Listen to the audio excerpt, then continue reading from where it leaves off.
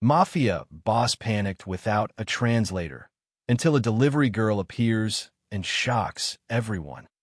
The Yakuza representative slammed his hand on the mahogany table and stood up shouting in rapid Japanese while Dante Romano watched his $50 million weapons deal disintegrate because his translator had been found dead in a hotel room 3 hours ago and nobody in the room could understand a word the furious businessman was saying. Dante's lieutenants were frozen because their boss's face had gone from confident negotiator to barely controlled panic. The kind of expression that meant someone would die for this failure, and the Japanese delegation was already gathering their documents, preparing to leave, which would trigger a territorial war that would cost hundreds of lives and destroy years of careful alliance building.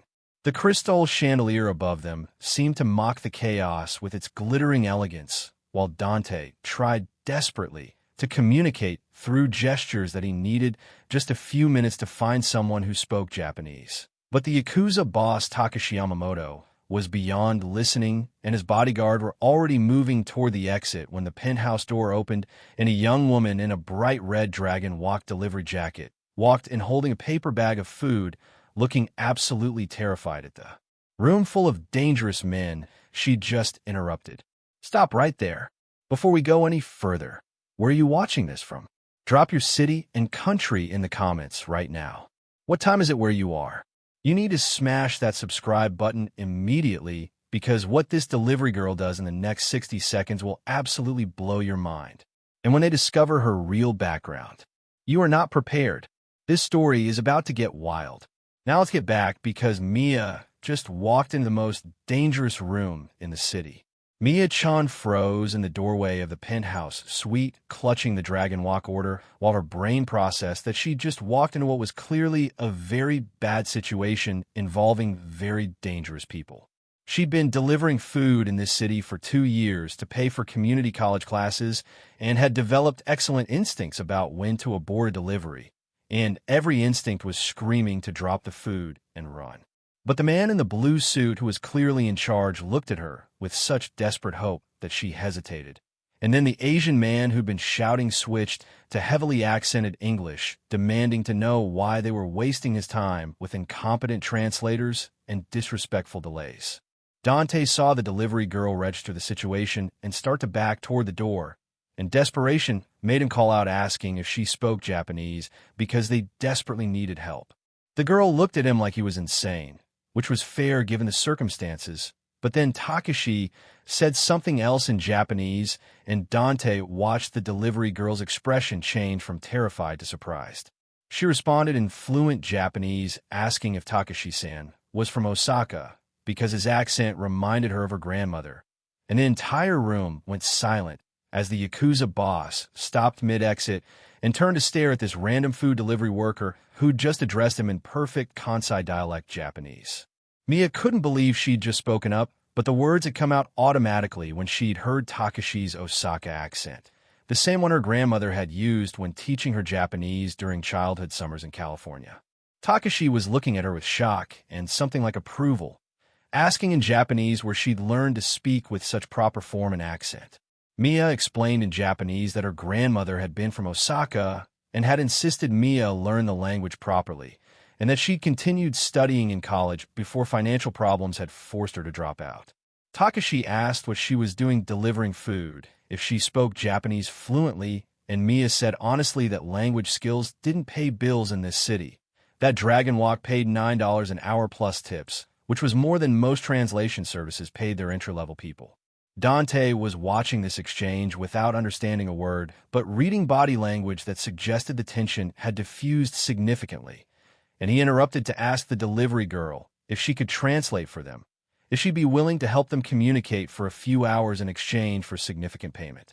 Mia looked at this tattooed man in an expensive suit and understood on some level that accepting would entangle her in something dangerous. But she also looked at her Dragon Walk jacket and her beat-up phone and her student loan debt, and heard herself saying yes, because whatever they paid would be more than she'd make in a month of deliveries. She told them her name was Mia and asked what they needed translated, and Dante's relief was visible as he explained they were in the middle of critical business negotiations that had fallen apart due to communication breakdown. The next 3 hours were the most intense of Mia's life, as she translated complex negotiations about territory agreements and shipment schedules and payment structures that she understood were definitely illegal, but was carefully not thinking too hard about. She discovered that her college Japanese and her grandmother's lessons had given her vocabulary for business and formal situations that served her surprisingly well, and Takashi kept looking at her with approval when she used proper honorifics and maintained appropriate formality.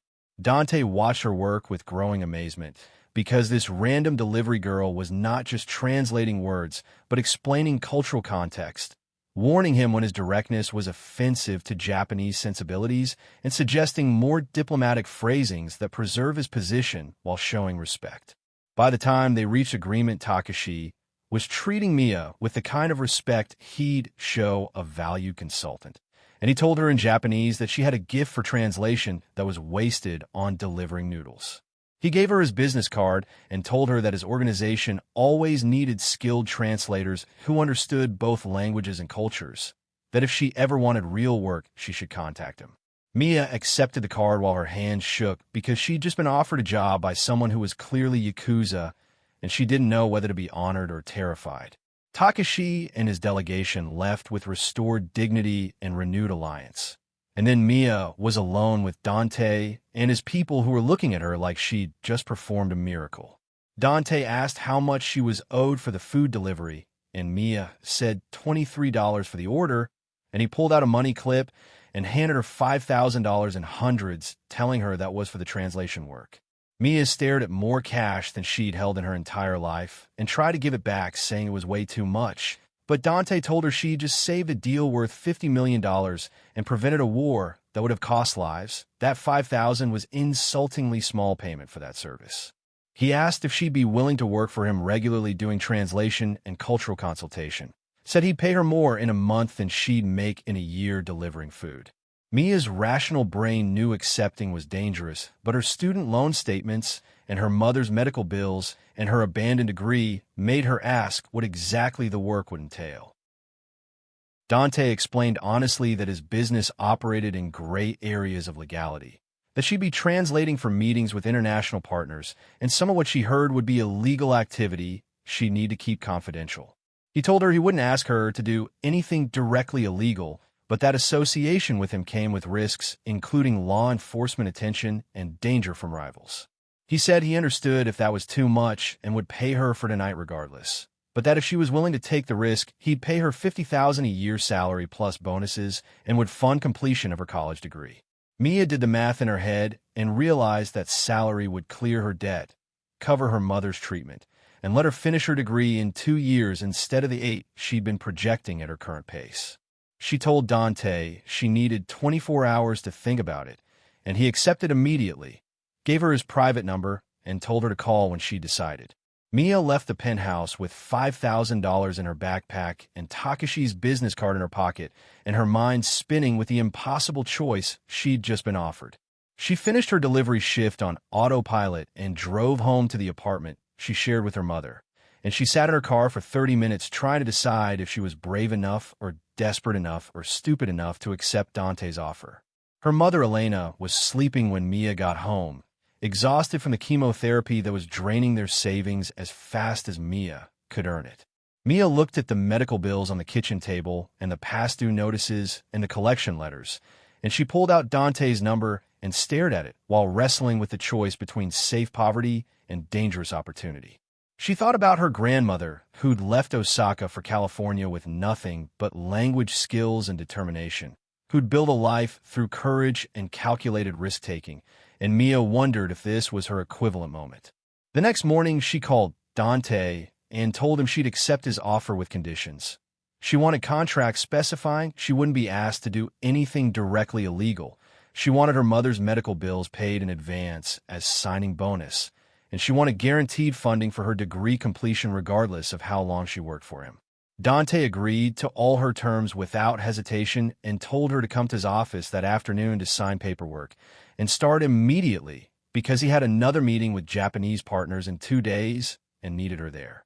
Mia gave notice to Dragon Walk via text message and showed up at Dante's office in the only professional clothes she owned, a cheap suit from Target that looked ridiculous next to the designer everything his other employees wore.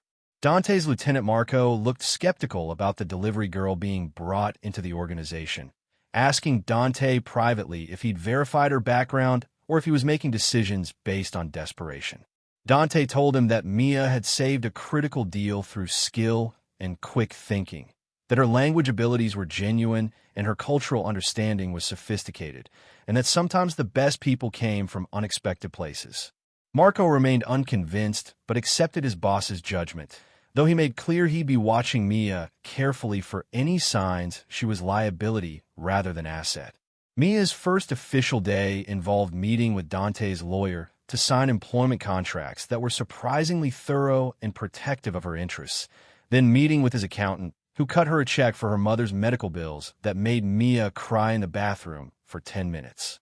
She was given an office that was nicer than her entire apartment, a company phone and laptop, and access to Dante's schedule so she could prepare for upcoming meetings. His executive assistant, Sophia, took Mia shopping with company card to buy appropriate professional wardrobe, and Sophia told her that Dante never made impulsive decisions about personnel, so Mia must have impressed him significantly. The first major test came 3 days into her employment, when Dante had a video conference with Yakuza leadership in Tokyo to discuss expanding their partnership.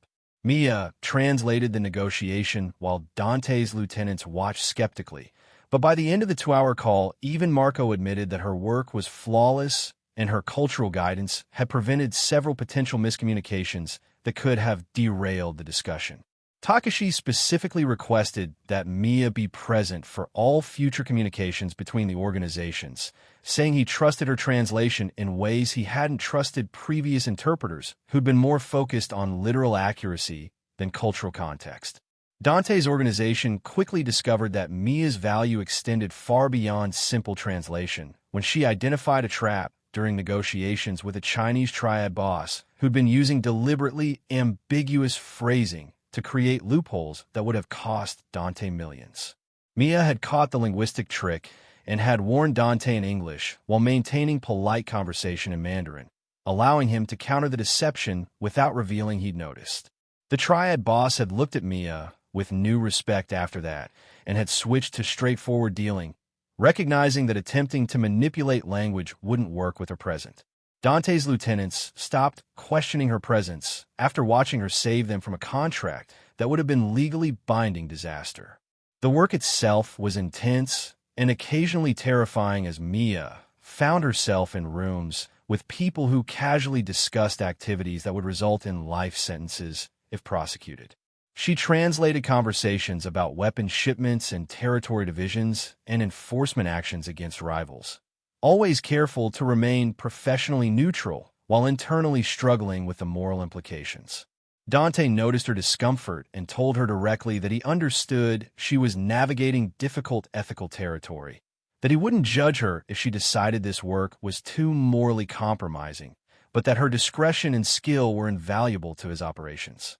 Mia appreciated his directness and told him honestly that she'd made peace with being adjacent to a legal activity as long as she wasn't directly participating, that her mother's health and her own future were worth the moral complexity.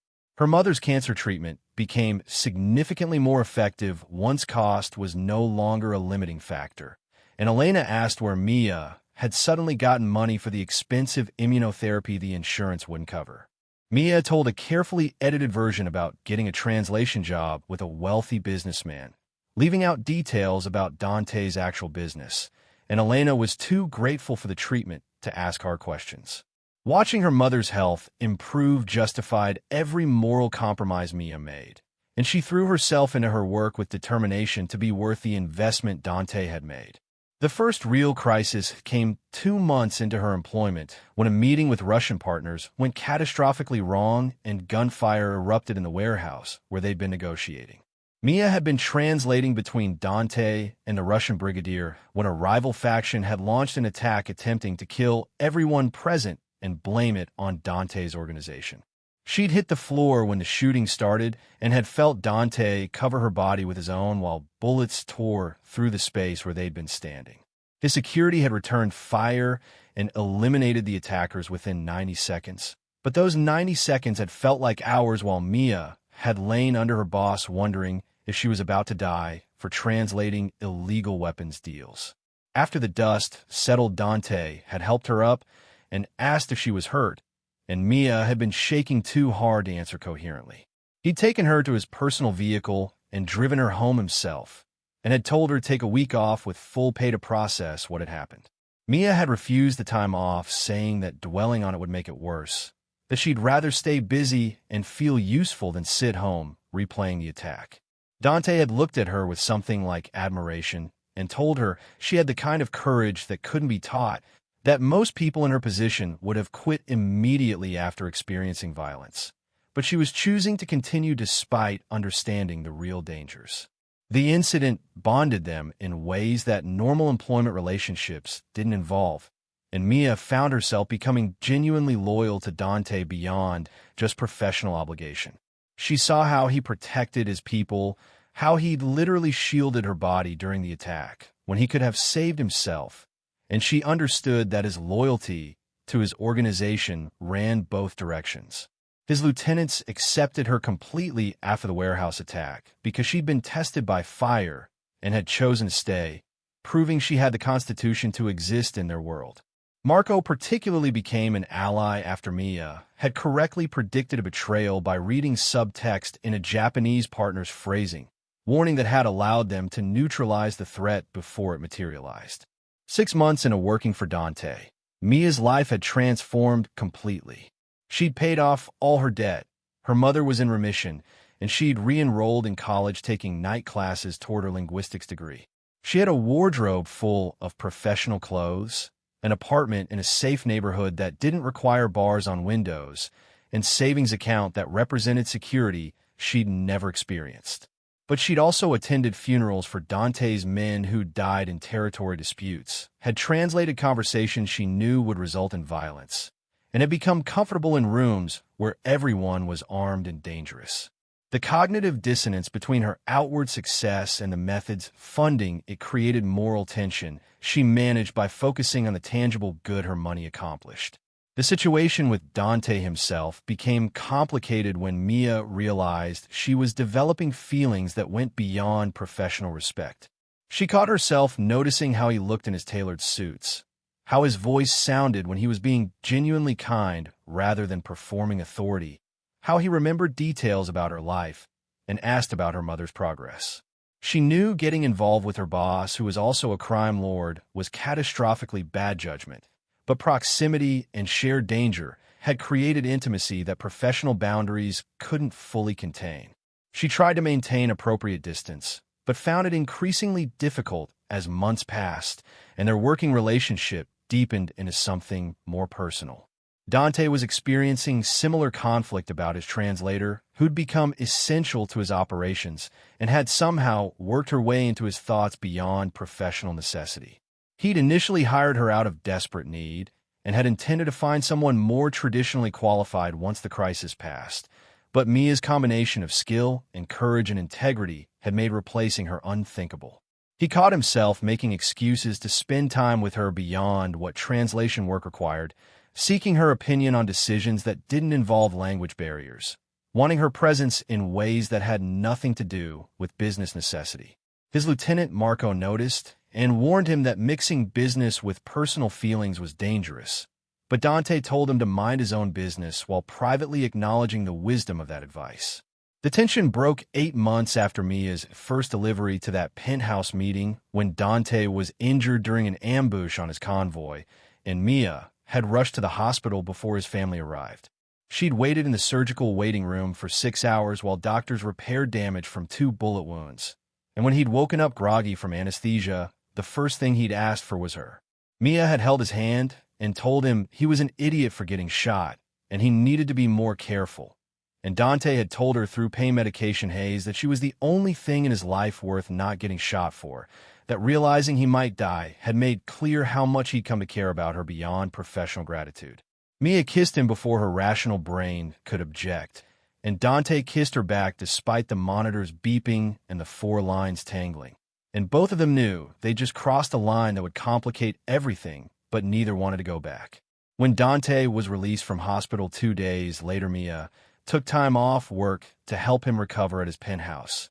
And the forced proximity of playing nurse to her wounded boss made pretending their relationship was purely professional impossible. They spent a week negotiating what dating meant when one person was a crime boss and the other was his employee, agreeing that maintaining professional boundaries at work was essential while acknowledging that their personal relationship existed outside those boundaries. Dante's family had mixed reactions to learning their boss was involved with the translator. His mother, Rosa, immediately loved Mia and declared she was good influence who might make Dante more careful about getting shot. But his sister, Gianna, was suspicious that Mia was an opportunist who'd seduced her way into the family. Mia understood Gianna's protectiveness and didn't take the hostility personally, instead proving herself through consistent presence and genuine care for Dante that had nothing to do with his money or power. Gradually, even Gianna accepted that Mia's feelings were real and that she made Dante happier than he'd been in years. The relationship faced its first major test when federal agents approached Mia offering immunity and witness protection in exchange for testimony against Dante's organization. They'd been watching her for months and knew she'd translated conversations that could form basis for RICO charges, and they believed she'd cooperate to avoid prosecution herself. Mia listened to their offer and then told them politely that she had no information relevant to their investigation, that she was employed as translator for legitimate international business dealings, and anything else they thought she knew was speculation. The lead agent warned her that loyalty to criminals would land her in prison alongside them, but Mia maintained she had nothing illegal to share. She told Dante about the federal approach immediately, and he'd been furious not at her, but at the agents for threatening her, saying he'd never intended for his employment to put her at legal risk. He offered to set her up with completely legitimate translation business that had no connection to his organization, to let her walk away clean before she was implicated in his activities. Mia told him she'd made her choice months ago knowing the risks, that she wasn't leaving him either professionally or personally because federal agents tried intimidation tactics. Dante pulled her close and told her she was either the bravest woman he'd ever met or the most reckless, and Mia said probably both, which was why they worked together. The federal pressure increased over the following months, with agents regularly contacting Mia, trying to flip her cooperation, but she maintained consistent story that she was translator for legal businesses and knew nothing about illegal activities. Dante's lawyers prepared her thoroughly for potential grand jury subpoena, coaching her on how to answer questions without perjury, but without providing useful testimony. The stress of potential prosecution would have broken most people, but Mia had discovered she was significantly more resilient than she'd realized before. This job had forced her to develop courage she hadn't known she possessed. A year after that first delivery had changed her life, Mia stood in Dante's penthouse at a party celebrating successful negotiation of major treaty between Italian and Japanese organizations that would prevent territorial war. Takashi approached her and told her in Japanese that she'd been instrumental in building the trust that made the treaty possible, that her cultural understanding and translation skill had bridged gaps that would have been impossible to cross otherwise. He said she'd been wasted delivering noodles and was still somewhat wasted working for just one organization, that she should consider consulting independently for multiple groups who needed her particular skills. Mia thanked him, but said her loyalty was to Dante and his family now, that she'd found her place and wasn't interested in broader opportunities that would require divided allegiances. Dante overheard this exchange through another translator and told Mia later that her loyalty meant more to him than her translation skills, that plenty of people could learn languages, but few would choose to stay through federal pressure and violence and moral complexity. Mia told him she stayed because somewhere along the way his dangerous world had become her world too, that she discovered she belonged in this space between cultures and laws where her skills mattered and her courage was valued.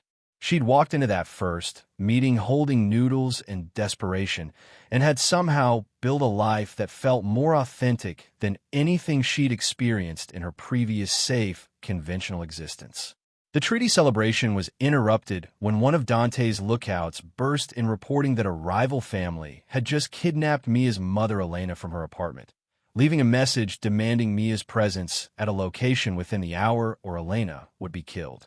Mia's blood went cold as Dante's expression shifted from celebration to murder, his entire organization mobilizing within seconds as he made rapid-fire calls coordinating response.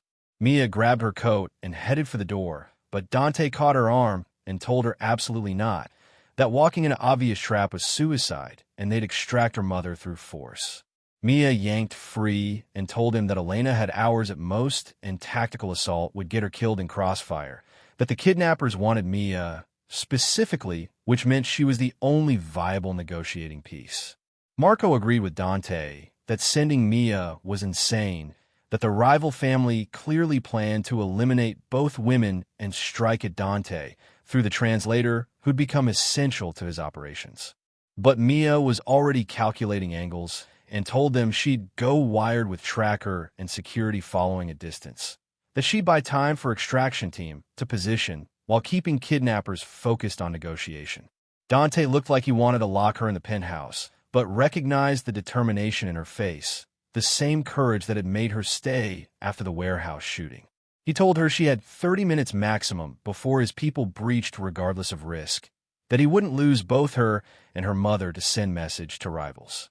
The extraction team fitted Mia with equipment that looked like normal jewelry, but transmitted audio and GPS location, and Dante's tech specialist briefed her on panic signals she could use if situation became immediately life-threatening.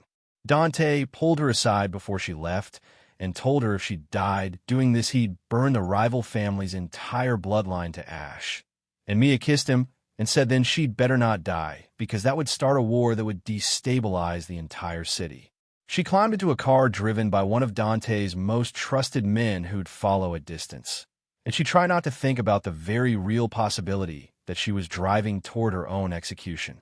The location was an abandoned meatpacking plant in the industrial district, exactly the kind of place where bodies could be disposed of without witness.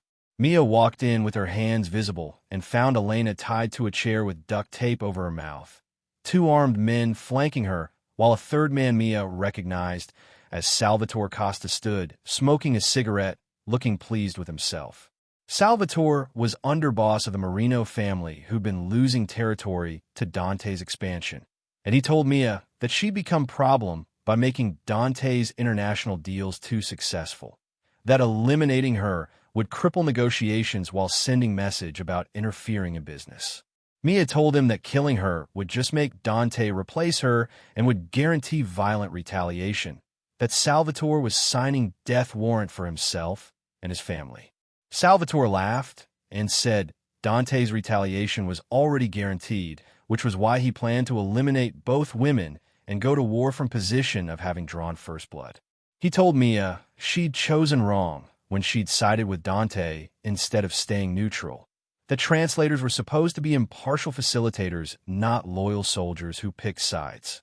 Mia responded that she'd picked the side that valued her skills and protected her family, that Dante had given her opportunities while Salvatore represented exactly the kind of short-sighted violence that was killing organized crime's effectiveness. She knew she was buying time for extraction team to position, but part of her meant every word, that she'd chosen Dante's organization because he understood that loyalty and investment in people created stronger operations than fear and disposability. The conversation was interrupted by explosion outside the building as Dante's team breached with flashbangs and smoke grenades, tactical assault that turned the meatpacking plant into chaos of shouting men and gunfire. Salvatore grabbed Mia as hostage, pressing gun to her head while his men tried to return fire. But Dante's people had trained for exactly this scenario and moved with precision that overwhelmed the defenders within 90 seconds.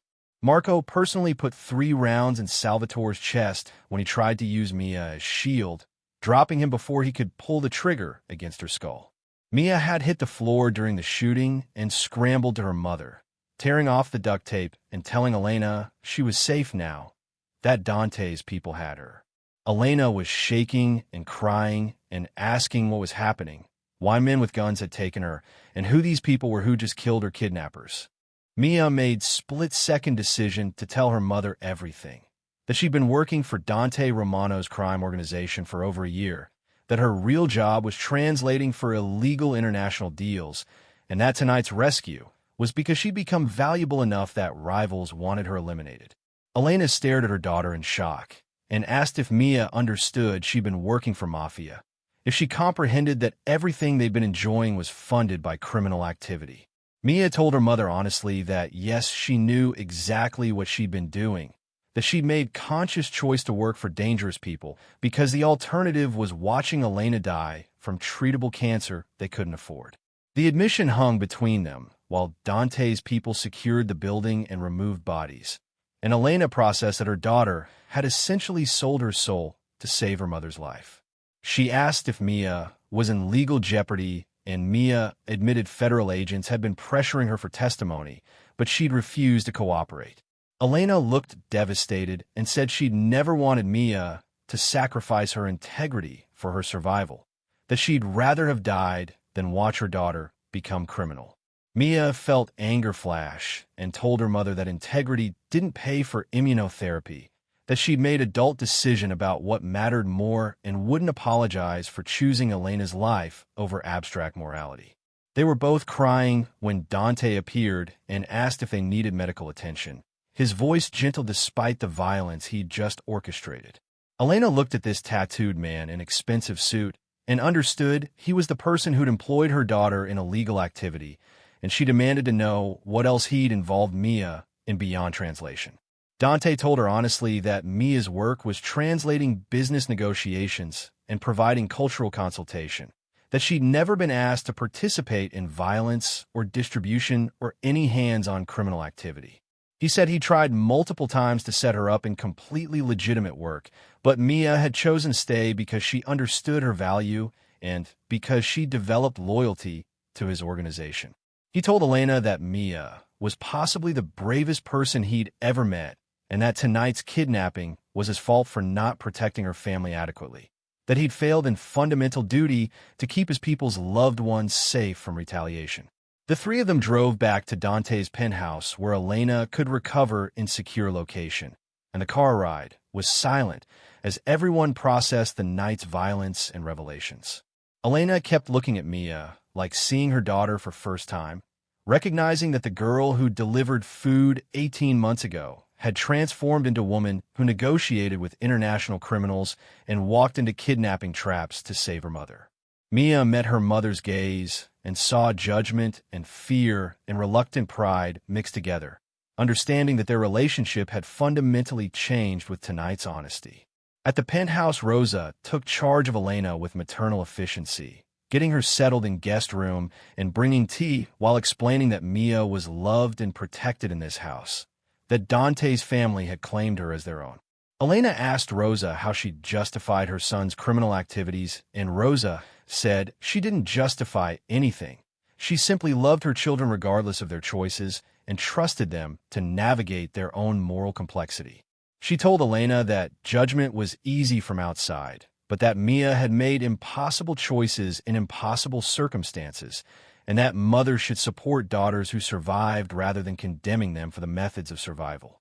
Mia spent the night alternating between checking on her mother and debriefing with Dante and his security about the breach that had allowed her mother's kidnapping. They identified the leak as a cleaning service employee who'd been bribed to provide Elena's schedule and access codes. An employee had already been dealt with in ways Mia deliberately didn't ask about. Dante established new security protocols around all family members of key personnel, acknowledging that tonight's attack had exposed vulnerability they couldn't allow to persist.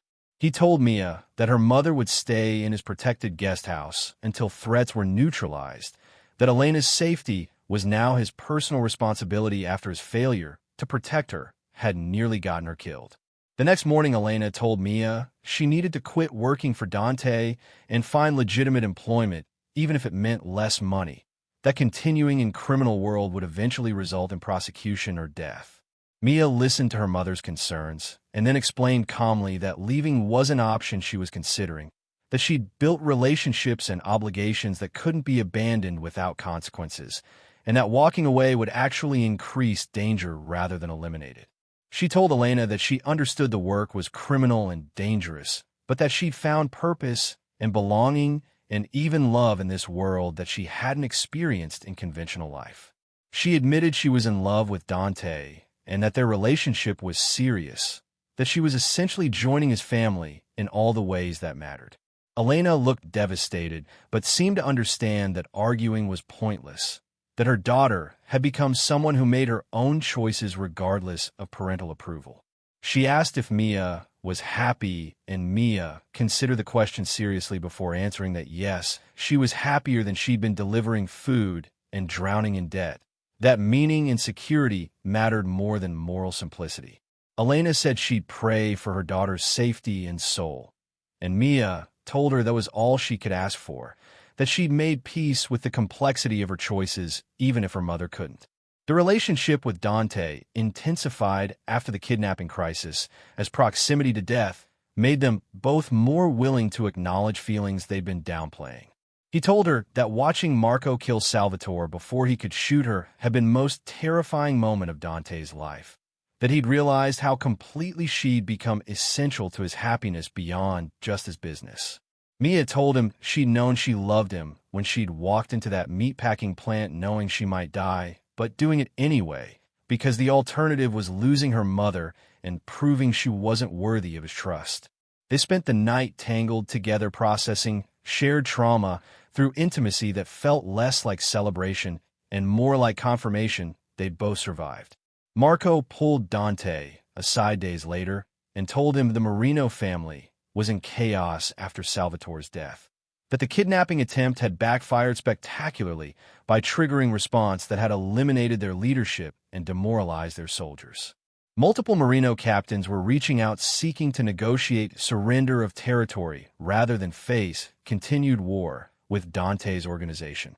The situation had transformed from crisis into opportunity, Salvatore's aggression having created justification for Dante to expand influence while being seen as defending his people rather than attacking unprovoked.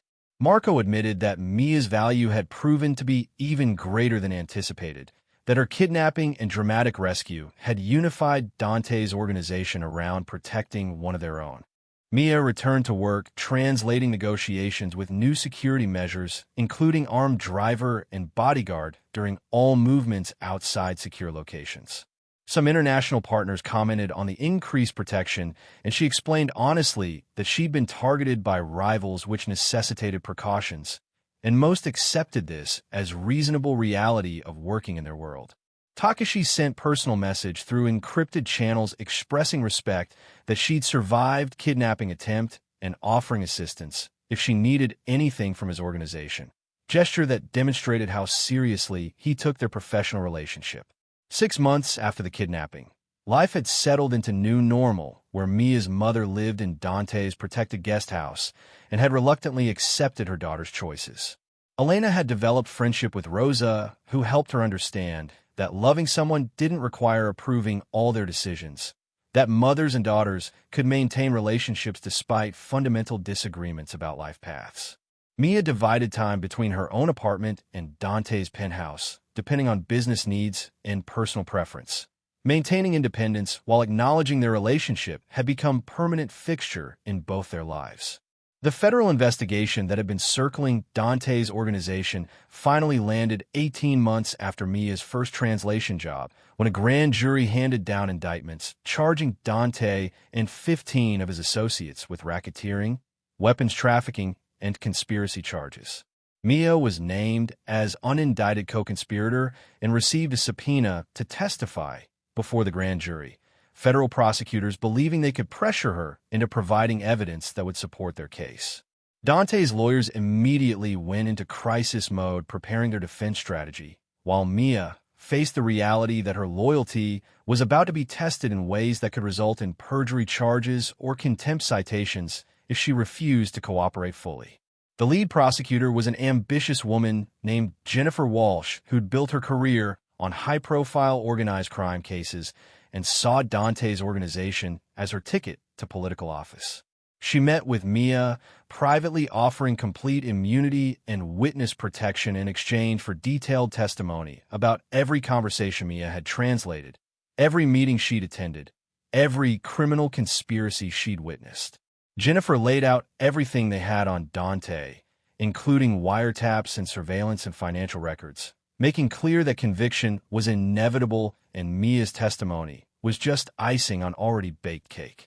She told Mia that loyalty to criminals was admirable in abstract, but stupid in practice, that spending years in federal prison for contempt or perjury would destroy Mia's life, while accomplishing nothing since Dante was going down regardless.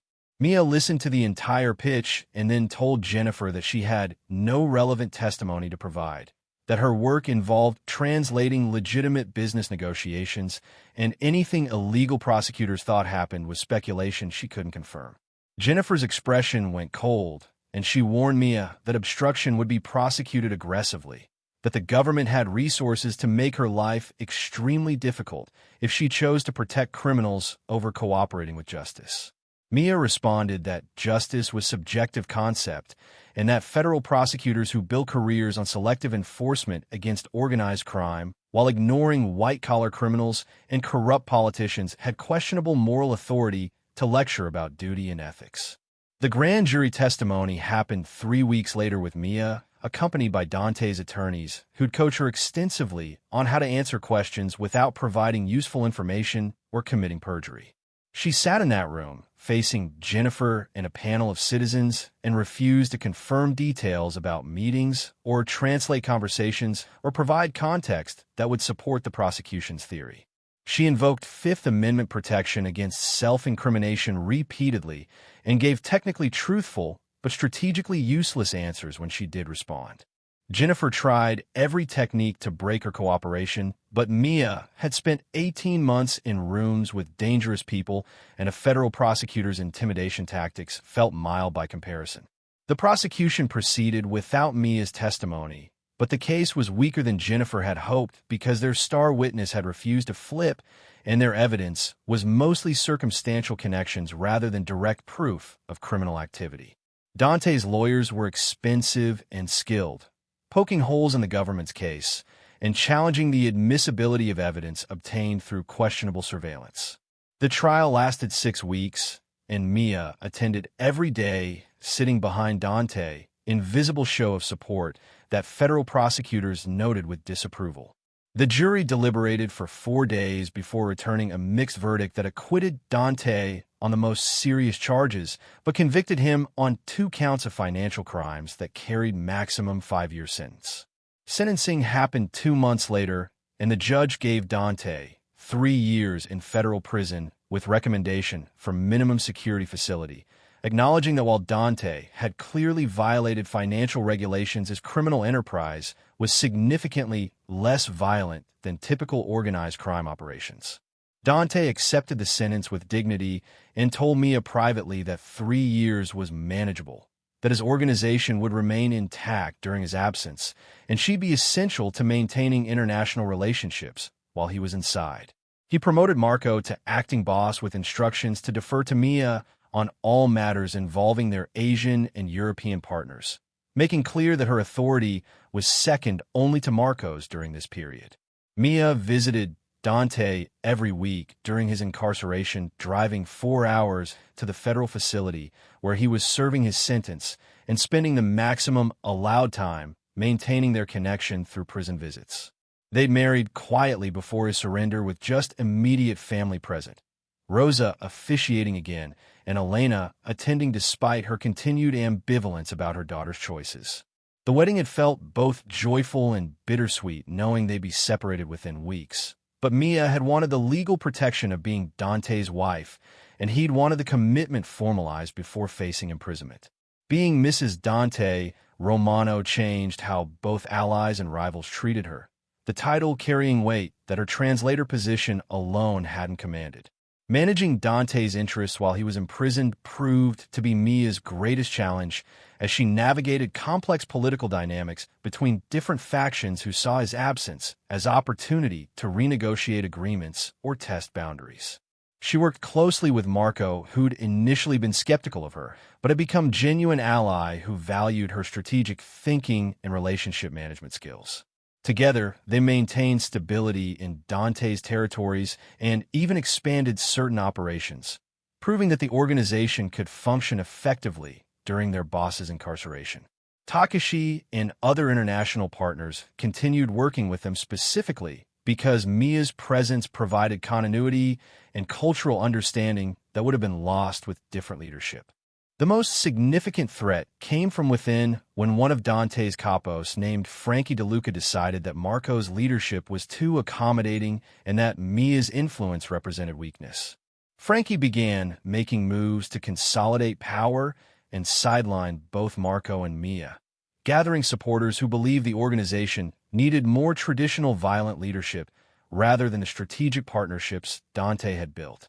The situation came to head at a meeting where Frankie openly challenged Marco's authority and demanded that Mia be removed from any decision-making role, since she was just translator who'd gotten lucky and married the boss.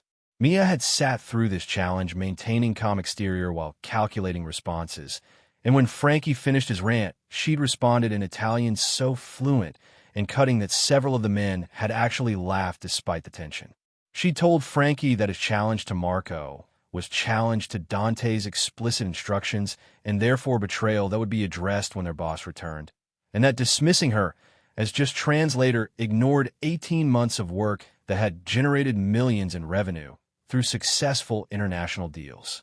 She'd laid out specific examples of negotiations she'd navigated and relationships she'd built, making clear that the organization's current strength was directly attributable to diplomatic approach Frankie was dismissing. Then she'd switched to Japanese and called Takashi on speakerphone, and the Yakuza boss had told the entire room that any organization that removed Mia from authority would find their partnership terminated immediately. The demonstration of her actual power and the support she commanded from critical international partners had shut down Frankie's rebellion before it could gain momentum. Marco had used the incident to consolidate his own authority by making clear that challenging Dante's designated leadership was unacceptable, and Frankie had been demoted to soldier-level work as message about consequences of disloyalty. Mia had handled the entire situation without Dante's direct involvement, proving she could navigate internal politics as effectively as she managed external relationships. When she'd visited Dante the following week and told him about Frankie's challenge and how it had been resolved, he'd looked at her with pride and told her she'd become everything he'd seen potential for when she'd first translated that desperate meeting. Dante was released after serving 26 months with good behavior, emerging from prison to find his organization stable and in some ways stronger than when he'd entered. Mia picked him up herself, driving the same route she'd driven for weekly visits, and they made it approximately 10 minutes before pulling over because Dante couldn't wait any longer to actually touch his wife without guards watching. The reunion was intense and emotional, 2 years of forced separation dissolving into desperation and relief and reconnection that reminded them both why the wait had been worthwhile.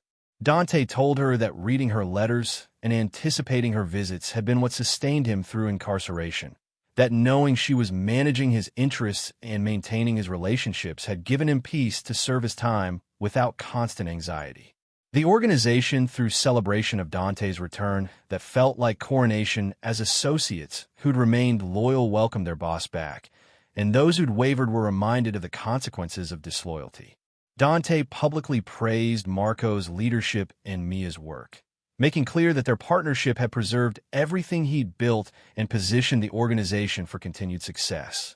He announced that Mia would be promoted to official consigliera role, formalizing authority she'd been wielding unofficially and making clear that challenging her was challenging him directly.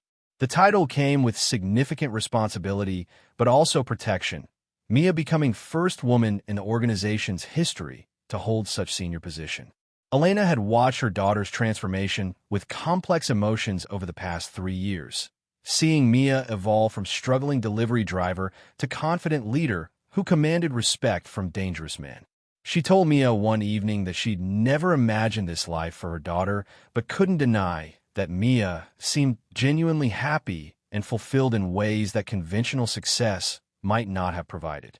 Mia admitted that she'd never imagined it either, that walking into that penthouse with a bag of Chinese food had felt like any other delivery, but had actually been the moment her real life had started. She told her mother that she wouldn't change any of it despite the moral complexity and danger, that finding purpose and partnership and power had been worth every compromise she'd made. 5 years after that first desperate translation, Mia sat in boardroom of Romano Enterprises, the legitimate holding company that now generated substantial portion of the organization's income through legal construction and import businesses. She was presenting quarterly results to board that included both legitimate investors and associates from Dante's criminal operations, her fluency in business terminology matching her fluency in multiple languages. Dante watched from the head of table, looking proud as she fielded questions and detailed expansion strategies, and afterward told her privately that she'd exceeded every expectation he'd had when he desperately hired a delivery girl who spoke Japanese. They had 2 children now, a daughter named Rosa after Dante's mother, and a son named Michael who had his father's intensity and his mother's gift for languages. Mia was teaching both children Italian and Japanese alongside English, wanting them to have advantages she'd struggled to acquire. Elena lived comfortably in the guest house, helping raise her grandchildren, and had made peace with her daughter's unconventional life, recognizing that family came in many forms and judgment was less important than love. Rosa the elder approved of Mia completely and told anyone who'd listen that her daughter-in-law had been sent by Providence to save both her son and his organization. The federal prosecutor Jennifer Walsh had lost her political campaign after failing to secure major convictions in Dante's trial, her career trajectory damaged by the high-profile case that hadn't delivered promised results. Mia occasionally saw news coverage of Jennifer's continued pursuit of organized crime cases and felt no satisfaction in her struggles, understanding that they'd both been doing what they believed was right from opposite sides of negotiating table. The moral complexity of her life remained, but Mia had learned to exist in gray areas without constant anxiety, accepting that she'd chosen path that served her values, even if it violated conventional morality. The organization continued evolving toward legitimate operations as Dante followed Mia's strategic advice about diversifying into legal businesses that generated steady income without criminal liability. They maintained some illegal enterprises, but increasingly operated as hybrid organization that existed in both worlds, using criminal connections to benefit legal businesses while using legal operations to launder and legitimize wealth. Mia's role involved managing this transition, using her analytical skills and cultural understanding to identify opportunities and navigate regulatory environments in multiple countries. On the anniversary of that first delivery, Dante took Mia back to the penthouse where they'd first met and recreated the scene by ordering from Dragon Walk. When the delivery driver arrived, Dante tipped him $500 and told him to pay attention to opportunities because you never knew when delivering food might change your entire life. The driver had looked confused but grateful, and after he left Mia and Dante had laughed about how impossible that advice was to actually follow, that opportunity was only recognizable in retrospect after you'd already taken the risk. Mia thought about the terrified woman who'd walked into that room holding noodles in desperation, who'd spoken up when staying silent would have been safer, who'd chosen to stay when leaving would have been simpler. That version of herself felt like a different person now, someone smaller and more afraid who hadn't yet discovered the courage and capability that circumstances would demand. She'd built a life from one moment of bravery, compounded by thousands of choices, to keep showing up despite fear and complexity and danger. And she'd proven that sometimes the most unexpected opportunities came from simply being thorough enough to notice what others missed and brave enough to act when action was required. Sometimes courage means walking into danger, holding nothing but skills people have dismissed and desperation people have ignored, then proving your value exceeds everyone's expectations, including your own. Mia transformed from struggling delivery driver to essential power broker by recognizing opportunity in crisis and committing completely once she'd chosen her path. She learned that unconventional success requires accepting moral complexity and that building meaningful life sometimes means operating outside conventional boundaries while maintaining personal integrity and protecting people you love. Hit that subscribe button now. Comment which moment shocked you most. Share with anyone who needs to hear this. Next story drops soon, and it's absolutely insane.